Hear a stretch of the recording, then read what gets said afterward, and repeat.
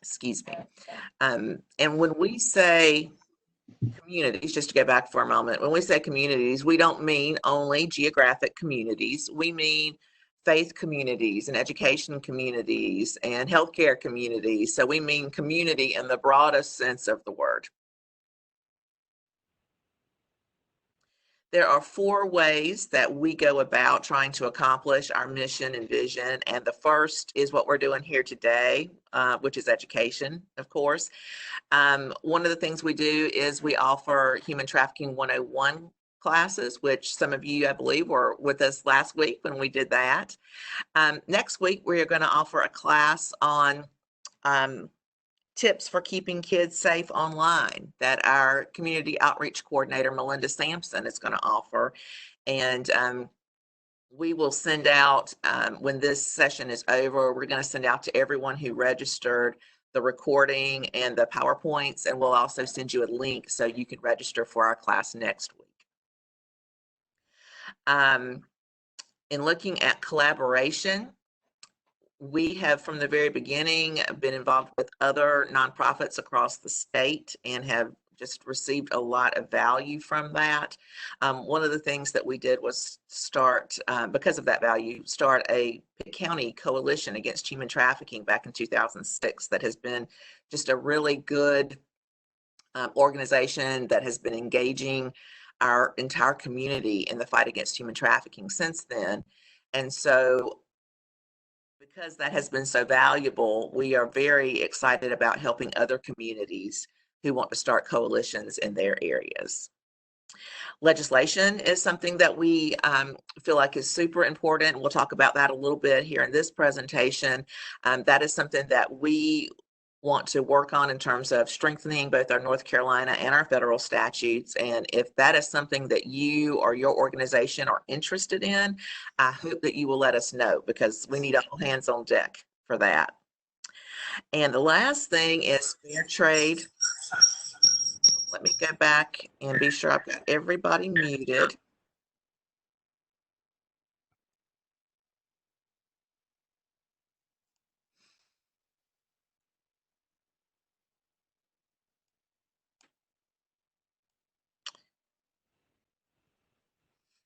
Okay, so the fair trade certification, that is products that are slave-free and child labor-free, and apply to get the fair trade certification.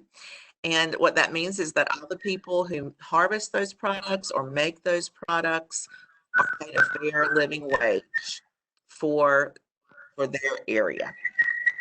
We educate people about that and ask them to look for it in their grocery stores. And we also sell fair trade products. And I'm going to give a shameless plug right now. We have started a new website called fairtradersproject.org. That is our online fair trade product store. And got some awesome stuff for Mother's Day coming right up. So I would love for y'all to take a look at that. So one thing I wanted to share with you, again, speaking about collaboration, our nonprofit is a part of a grant team that is funded by the Governor's Crime Commission. And the goal of the team is to increase capacities to serve victims of human trafficking in underserved areas. Now, all of you on this call, I'm sure, understand that everywhere is an underserved area, okay? But we picked out 2 regions, and you'll see those on the map there. And I just want to say how much we have enjoyed working with our partners at UNC Greensboro and at Safe of Rocky Mount and at Roanoke Shawan Safe. It's been fun to get to know them personally and professionally. I just see that you all are telling me that there's an echo. Let me go back and make sure.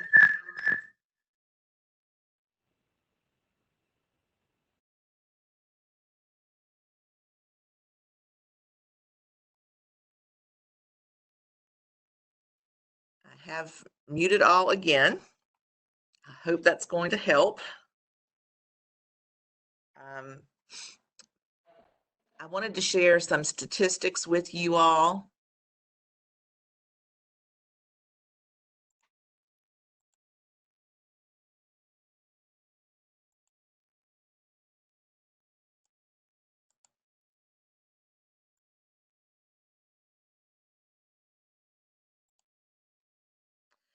These are from the National Human Trafficking Hotline. And just to be really clear, of course, this is one source of data. And according to the calls that they've received in 2018, they received 854 calls from North Carolina. Of those, 287 turned into actual cases of human trafficking, were confirmed to be cases of human trafficking. So from those numbers, North Carolina is number 10 in the nation, according to the data from the National Human Trafficking Hotline. Now, to be clear, this does not include calls that are made to local law enforcement, to the SBI, to the FBI, to ICE. Does not include calls made to service providers like the Department of Social Services or local sexual violence and family violence centers. And of course, what we know is that most cases of human trafficking don't ever get reported at all. So accept these statistics for what they are. This also is from the Human Trafficking Hotline. People are often really interested in knowing, well, where is human trafficking happening in our state? And so these are the numbers for sex trafficking from the Human Trafficking Hotline. And you'll see that the top two are the illicit massage business and then sex trafficking that happens in hotels and motels.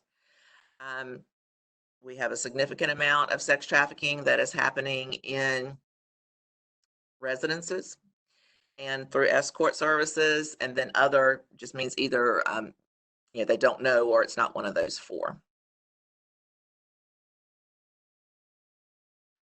I thought I would just give one example of a sex trafficking case, since this is one of the top two that we just saw on the chart.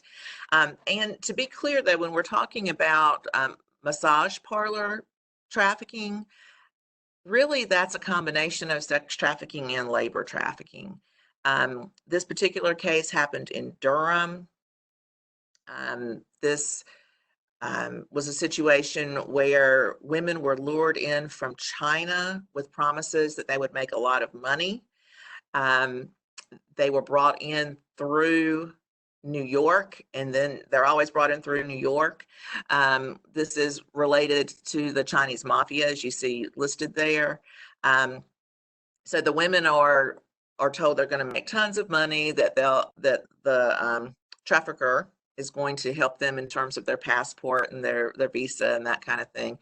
And then when they get here, what they find out is they don't receive any money for the massages that they give. The only way they receive any money is for what's called a happy ending. And they're not allowed to leave the massage parlor. They live there. They usually sleep on the massage beds. The way that some of these cases have been discovered is that people, often they're in a little strip mall, so there's other businesses close by. And so either owners of the other businesses or clients of the other businesses will just notice strange things. Like in one case, the women were in the back washing their clothes in a bucket behind the business, and they thought that was unusual. Another thing that is, things that we can look for when we see these massage parlors in our own communities is that they often have glass windows in the front, but they're usually all covered up, either with paper or with curtains so that you can't see inside. The hours are often really different. So there's things that we can look for. But I just wanted to point out that this is one particular case. Another thing that's interesting about these cases is that they often will not accept services. And, to be really honest, there aren't any language appropriate and culturally appropriate services that I am aware of. And if you all are aware of some, please put that in the chat box. But in this particular case, someone who's actually on this call, Nancy Hagan, went and tried to help the victims in this case. And obviously she does not speak Chinese, but what she had was a video to show them. And they still, they were not interested and simply wanted to be able to go home. So this is one example of an illicit massage parlor here in North Carolina. I'm going to look real quick at the chat box and see if anybody had any comments or questions about that before we look at the labor trafficking.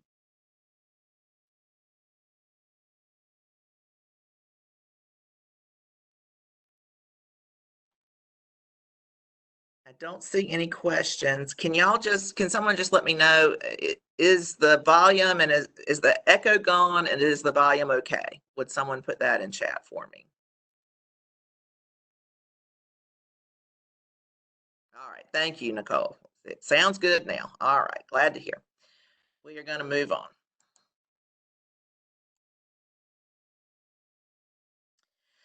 Okay, so when this information still is from the National Human Trafficking Hotline. And so the top venues for labor trafficking in North Carolina, not at all surprising that agriculture would be number one. Many of you may be like me and be really surprised to see begging rings as number two. I have asked several people across the state if they're familiar with any begging rings and cases of that, and I have not found anyone who is. So if you are aware of cases like this, begging rings that have happened in North Carolina, would you please put that in chat box so I can talk with you about it later, because that's one that I've not been able to find any information on. We know that the domestic work, people, housekeepers and nannies, we know that that's a substantial one. And then working in retail and restaurants. So I wanted to give an example of a case of labor trafficking in agriculture. This is not an example of a criminal case because, to my knowledge, there have not been any criminal cases brought for agricultural labor trafficking in North Carolina. And again, if you know of a criminal case, please put that in chat so we can talk about it. This particular case is a civil case that was brought by Legal Aid of North Carolina. Their farm worker unit just does amazing work in supporting our agricultural workers here in North Carolina. And they brought this case against a grower in Greene County, which I am sitting in as we speak. You will often hear me say that our organization is in Pitt County. We are actually right over the Greene County line. But in this case, what happened is these workers were charged unlawful recruitment fees. And you've probably heard stories about this in the news where there'll be these low-income folks, often in Mexico, because that is where most of our agricultural workers come from. And, a recruiter will offer them a job and tell them, oh, but, for $2,000, I'll get you a job and get you into the U.S. and get you to the job itself. That's illegal. You cannot charge a recruiting fee for giving someone a job. They're very often told, where they're going to work, what kind of crop it's going to be, obviously how much money they're going to make, how many hours. And in this case, none of that turned out to be true. When they wanted to leave, they were threatened and manipulated to stay. Their passports were confiscated, which, as many of you know, is a very common method of controlling someone.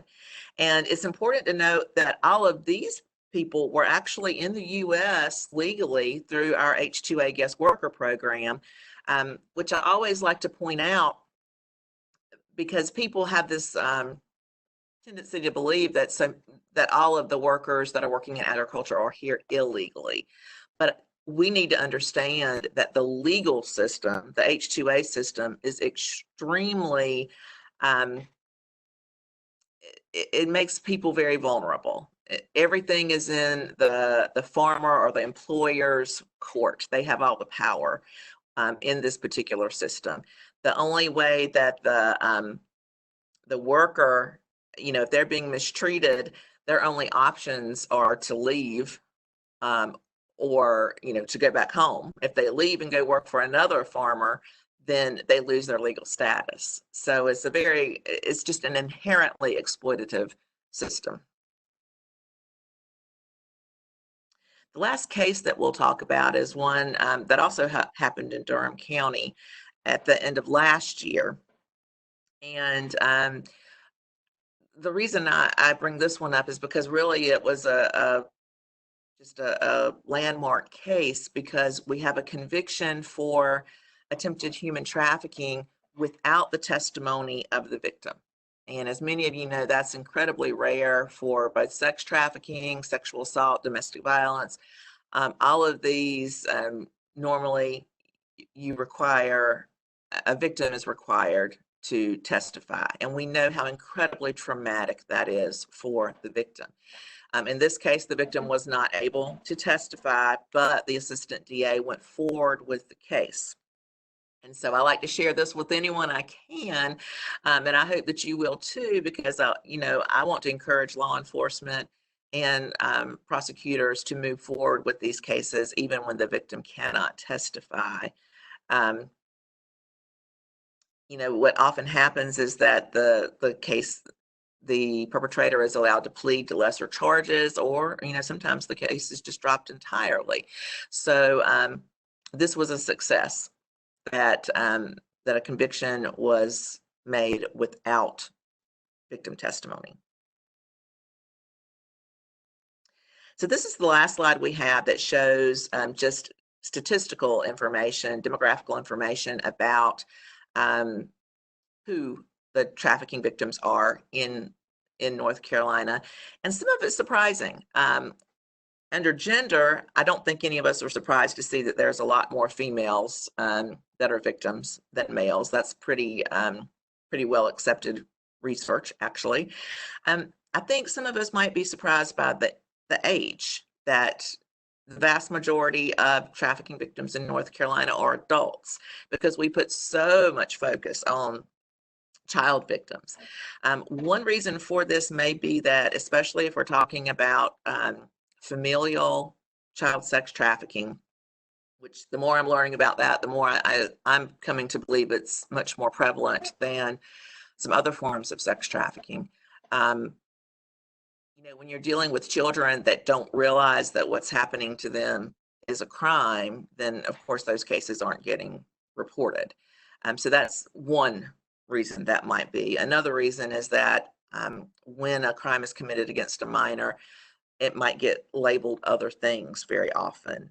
Child sexual abuse, child neglect, those kinds of things, instead of actually being labeled child sex trafficking. And there could be other reasons as well. Another one that you might find surprising is to see that in North Carolina, our victims are fairly evenly distributed between being U.S. citizens and being foreign nationals.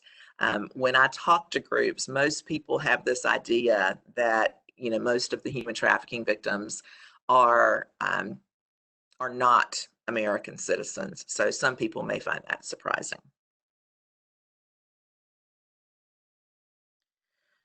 Before we go to look at the laws, I'm going to just stop for just a second and go back to chat and see if anybody had questions. So one attendee is from Africa and says that begging rings are prevalent there, and thank you for mentioning that. I was aware that in other countries it was prevalent. I personally just hadn't heard of any here in North Carolina. And Valerie says that she's heard about it as well, but nothing specific. So if anyone does get any information on that here in North Carolina, I would be grateful if you would share that with me.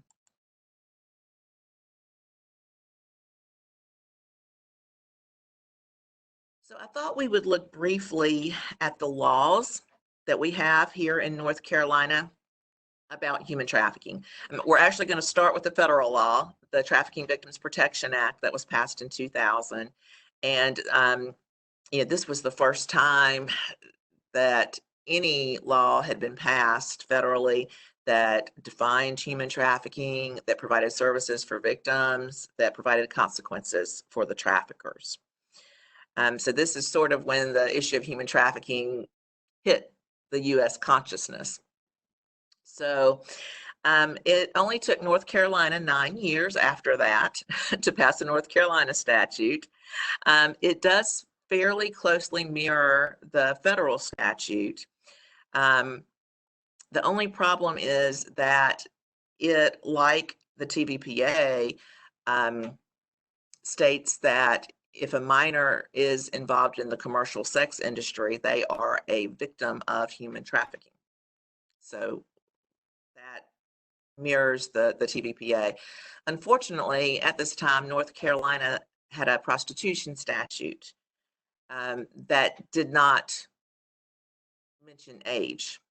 So that if you had law enforcement who encountered, say, a 15-year-old that was involved in the commercial sex industry and they had not been trained on human trafficking and the human trafficking statute, then they would most likely arrest that 15-year-old. And to be clear, it was several years before here in North Carolina we began to train our law enforcement on the issue of human trafficking. So that was happening. So it took us 4 years to solve that, to resolve that conflict. So in 2013, we passed here in North Carolina what was called Safe Harbor. And most states across the country now have passed this. And it's called Safe Harbor because what it means is that minors cannot be arrested for a crime that's being committed against them. They cannot be arrested for prostitution. They are to be considered victims of sex trafficking, and they are to receive services. This law specifically says that law enforcement is to call the local Department of Social Services if they encounter a minor involved in commercial sex. Unfortunately, when this law was passed, there had been no work done to apparently talk to DSS about that. And so they were not ready because, I mean, they hadn't been trained to deal with this issue. The law got passed, and so there was some lag time before their policies changed and they were able to get trained. And we'll talk about that in a moment. So the next law that was fairly significant was in 2015, and the legislature passed a statute that said that sex trafficking awareness and prevention should be a part of the sexual education curriculum here in North Carolina. And all of us in the anti-human trafficking movement said, yay. But unfortunately, the legislature did not attach any funds to that, nor was there any enforcement mechanism. So as I travel across the state and talk with you all and other folks out in the communities, what I find is that it's very hit or miss in terms of whether or not county school systems are actually teaching human trafficking as a part of their sex ed. So another significant law they passed was in 2017 when the legislature passed regulations that many different types of businesses should post the human trafficking hotline number. And again, you know, those of us in the anti-trafficking movement said, yay. But again, there was no enforcement mechanism attached to that. And so some of the businesses are, for those of you who aren't familiar, transportation hubs like rest stops, for instance, truck stops, airports, bus stops, bus stations, train stations, any business that has an ABC license, hospital ERs. And so all of these places are required to post the human trafficking hotline, but as you travel around and are observant, you will notice that although it's getting better, many of those places still do not have that hotline posted. So one that got passed at the end of last year was the expansion of expunctions. And so this is one that those of us in the movement were really excited about. It makes it easier for human trafficking victims to get their records vacated or expunged. Many of us understand that while they're under the control of a trafficker, victims are forced to break a myriad of laws, not just prostitution laws, but also they may be forced to sell or transport drugs, to commit assaults, to commit shoplifting. And we even had one really interesting case in Pitt County where the victim was required to pass counterfeit money. So as a victim is wanting to come out of that situation and move into survivor mode, they're looking for a legitimate job, better housing, possibly educational opportunities. And many times the first thing that happens is a check of their criminal record. And so being able to get their record cleaned up will be a huge help. It's still really difficult, even with these improvements, but it's a good step in the right direction. So the last law that we're going to talk about briefly is Senate Bill 199. And one of the things that it did was require that school personnel be trained about sex trafficking and child sexual abuse. And of course, we're real excited about that. Again, they didn't provide any funds or any enforcement mechanism for that. So we have some school districts that have been very proactive about it and have contacted us and have contacted many of you that are on this call and other nonprofits across the state because they want to receive that training. And then we have, other school systems that have not put as much of a priority on it. But this is something we think it's a good step, and we and other nonprofits are going to be working to try to get that training to the school districts. So what are some other organizations across the state that are working on this issue? Our North Carolina State Bureau of Investigation has a human trafficking department. Currently, unfortunately, it's just a staff of one. The state budget does include funds for 8 agents, and I'll just show you the map here. So North Carolina is divided into 8 districts for SBI purposes. And so the idea is to have one person in each district that is specifically working on human trafficking. Now, currently, what we have are people in each district who are assigned to human trafficking as a collateral duty, which means, if a murder case comes up or something else comes up, then they get pulled off of the human trafficking. So we are very hopeful that whenever the state budget gets passed, that this will remain in there, and that the SBI will get 8 agents working full-time on human trafficking. Many of you all are aware that the SBI does have original jurisdiction on human trafficking cases throughout the state of North Carolina. I'm just going to look up here at chat again just to see if anyone has questions or comments before we move on. Okay, nothing there.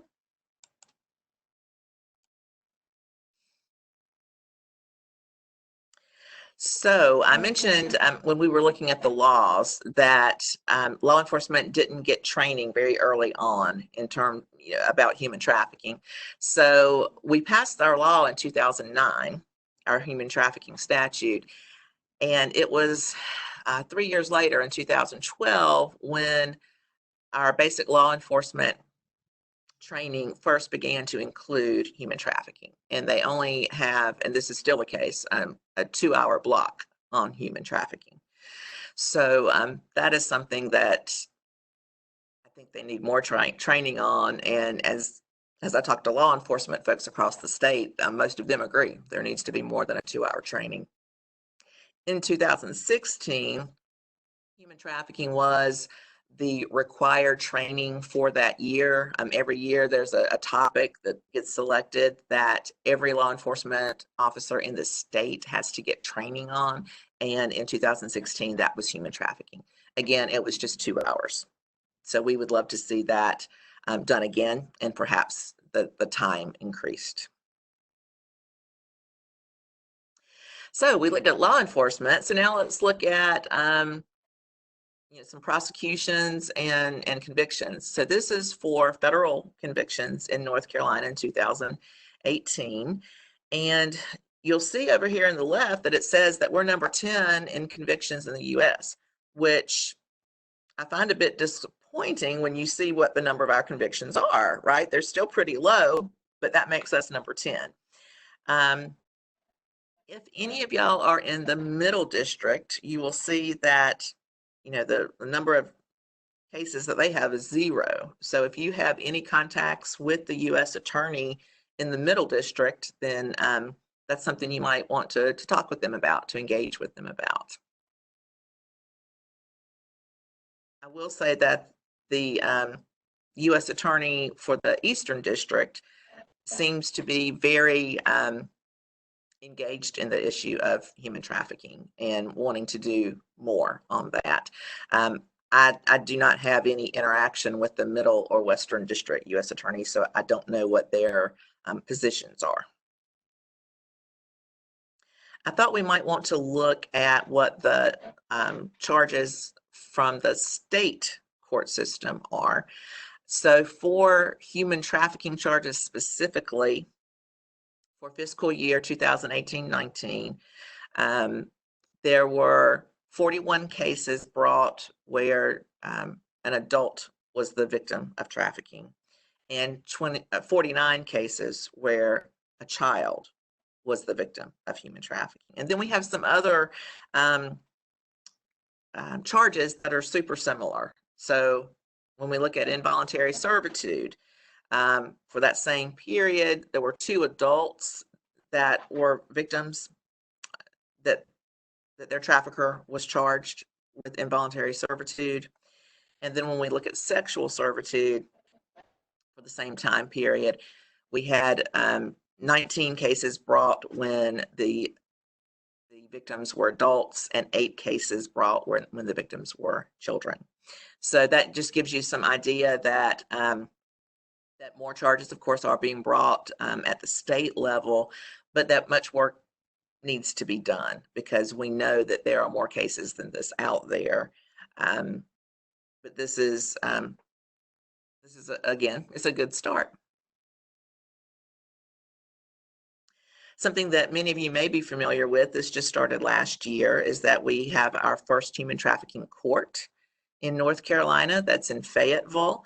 So this is something that many of you may choose to learn more about, and may even want to go and sit in on the human trafficking court, with the idea of perhaps suggesting that one start in your own district.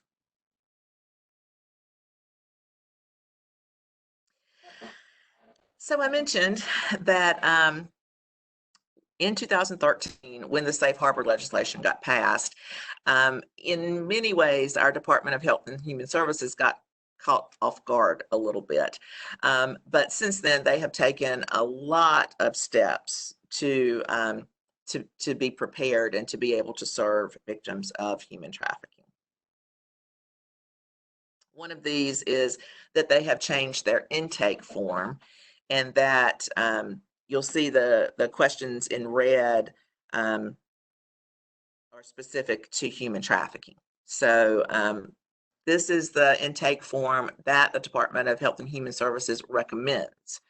Now, they cannot require any of our local Department of Social Services, our county level departments, to use this form. So I strongly encourage you to check with your local county DSS to find out if this is the form they're using, if they're actually using the one that has specific questions about human trafficking on it.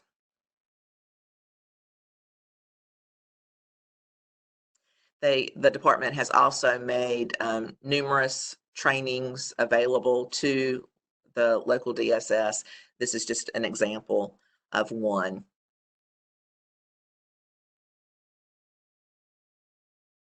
So I thought we would talk about some statewide anti-human trafficking groups across North Carolina.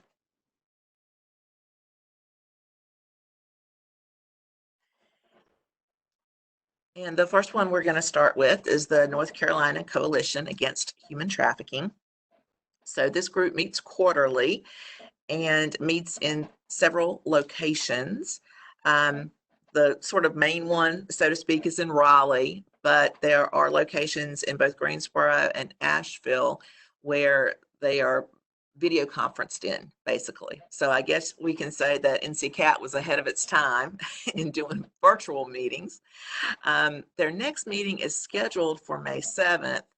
I don't know if they are planning to make that a fully virtual meeting.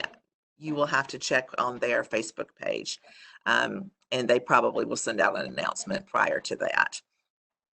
But this group is one that our nonprofit has been a member of since we began. It has been a really positive thing to be able to go and meet with other like-minded people and organizations, to learn from them, to share information. So I have found that really valuable. If you are not a part of this group, I strongly recommend that you become a member.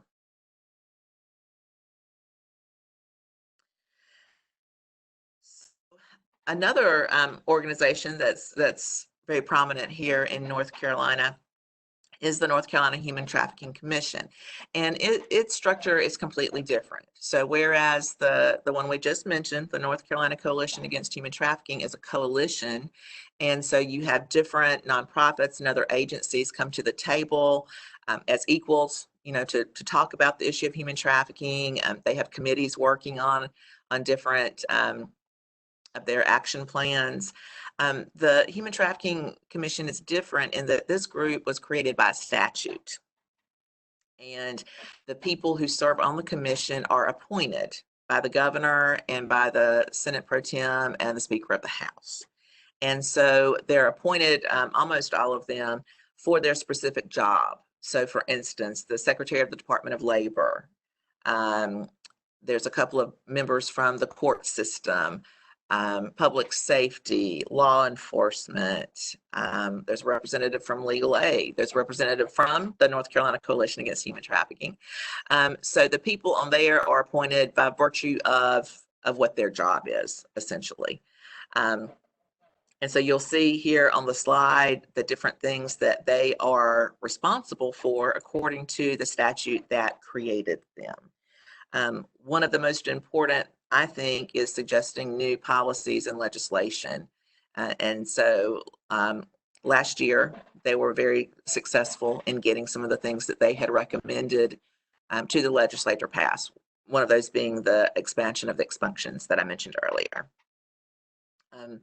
Currently, the commission is housed in the judicial branch, and the executive director is Christine Shaw, who some of you may know. Their next meeting is scheduled for June 25th, and let's hope that we're able to actually have a meeting by then. So I mentioned legal aid when we were talking about one of the cases early on, and this group basically has two divisions that are involved with human trafficking. The first is the Farm Workers Unit, which I mentioned in that agricultural case we talked about. And Caitlin Ryland has just been an incredible force ever since I have been involved with human trafficking here in North Carolina. And she is the representative from Legal Aid that sits on the Human Trafficking Commission. The other department that's super active is the Battered Immigrants Project. And so that's a picture of Leah Arnold, who works in the Pitt County office. And so the battered immigrants will typically handle the sex trafficking cases, while the Farm Workers Unit will typically handle the labor trafficking cases. They have done and continue to do just amazing work across the state. Another organization that is statewide is Project No Rest. They have done a lot of really good work. I will say that the thing that I think they're probably best known for are the videos that they have created. They and Capital Broadcasting created a terrific set of public service announcements that went out across the state a couple of years ago. Those are still available on their website. I strongly encourage you to take a look at those and to share them on your social media sites and through your newsletters, and to use them as education as you are able. You'll see the website there if you would like to check out the videos and other information about other activities of Project No Rest. So another statewide organization is Project Fight, which is a division of the Salvation Army. And Project Fight plays just a really important role across the state. They fund several human trafficking case managers. And you'll see listed there the different towns that they're located in. Just speaking for the Greenville area, we have just been so blessed to have Mariani to be the case manager for our area. And she's an active part of the Pitt County Coalition Against Human Trafficking. It's so valuable because, you know, not every area of the state has a service provider that is able to provide case management specifically for human trafficking victims. And so, you know, our nonprofit and others are certainly grateful to Project Fight for funding these positions and to providing those services to our victims. They do work with both sex trafficking and labor trafficking, with both domestic and international victims. Another group that is working on human trafficking here in North Carolina is Project COPE.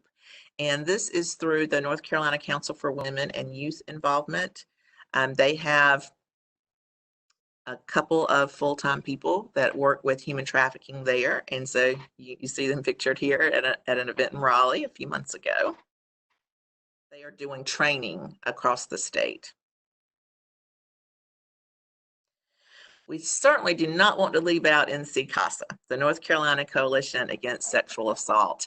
NC-CASA is one of, if not the first group in North Carolina to work on the issue of sex trafficking. So because they deal with the issue of sexual assault, they were, of course, sort of a natural go-to when a person was being sex trafficked.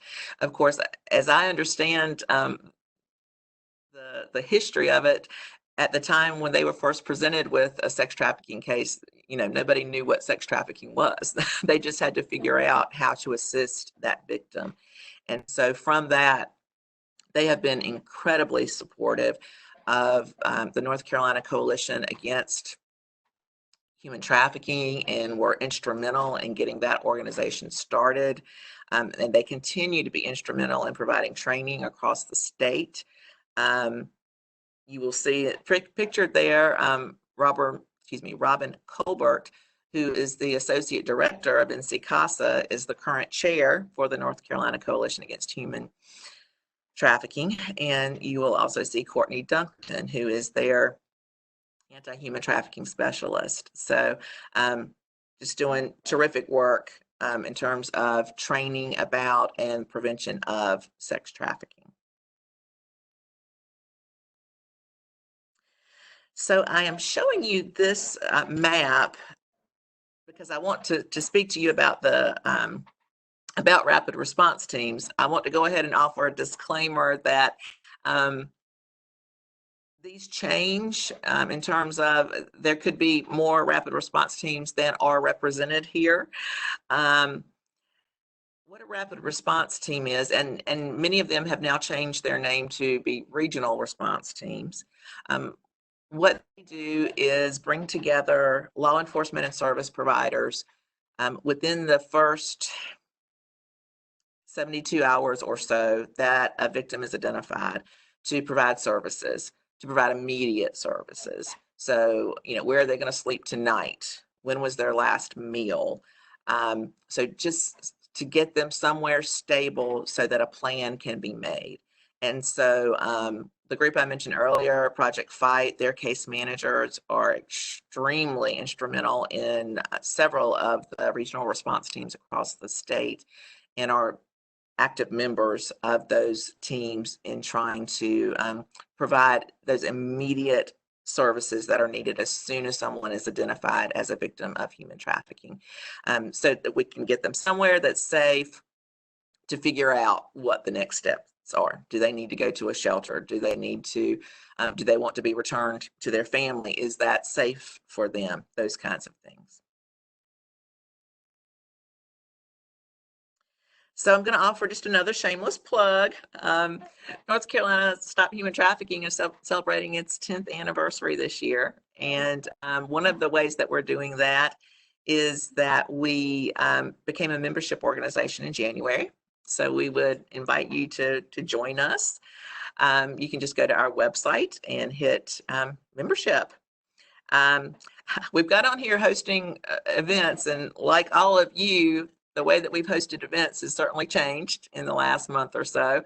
But as we're able, we'll get back on track with hosting in-person events. If you are not receiving our newsletter currently and you registered, as you obviously did for this webinar, what we're going to do is send out, when this is complete, we're going to send you an email with the recording in it, with the PowerPoint, with a link to our next webinar, which, as I mentioned, is going to be next week, next Wednesday. Melinda Sampson, our community outreach coordinator, is going to lead a webinar on tips for keeping kids safe online. And that's going to be offered in the evening, beginning at 8 in the evening, because it is primarily for parents. And we'll send a link out so that you can register for that as well. We'll also, as a part for everyone who whose email we have as registration, we're going to add you to our newsletter list. But if it's something that you determine is not helpful to you, you can just unsubscribe to that at the bottom. If you have any questions or comments, you are welcome to contact myself or Melinda. We would welcome suggestions for future webinars. We would also be glad to come and speak to or train your groups once, of course, that becomes possible again. I'm going to go back to the chat box and see if we have questions there.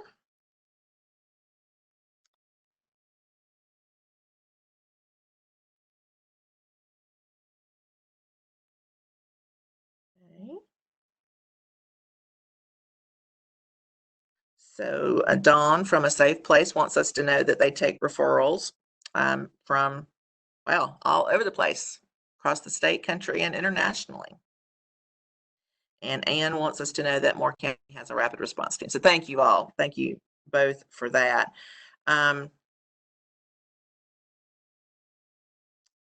In talking about Nigeria, perhaps that is something that you and I could talk about separately. And I'd be glad to offer some ideas on that. Do any of you all have other questions that you would like to put in the, or comments? Valerie reminding us that about World Relief. Awesome. And please know that I did not intentionally leave any group out. What I was trying to do is to focus on the statewide groups that I was aware of. So I hope that no one is offended if your group was not mentioned. I, again, really appreciate all of you being here today and would be grateful for your suggestions, as I said, for improvement for this, because we will plan on giving this presentation again, for things that we should add. If there was too much of something in here, let me know and we can think about shortening parts of it.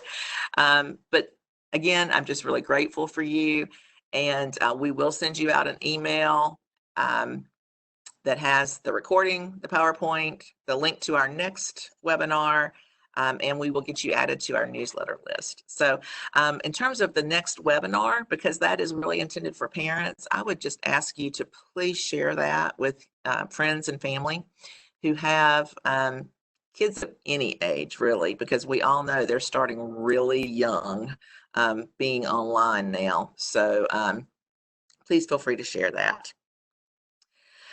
All right, I am going to close the session. We're grateful for you. Hope all of you stay safe, and hopefully we will see you next week. Take care.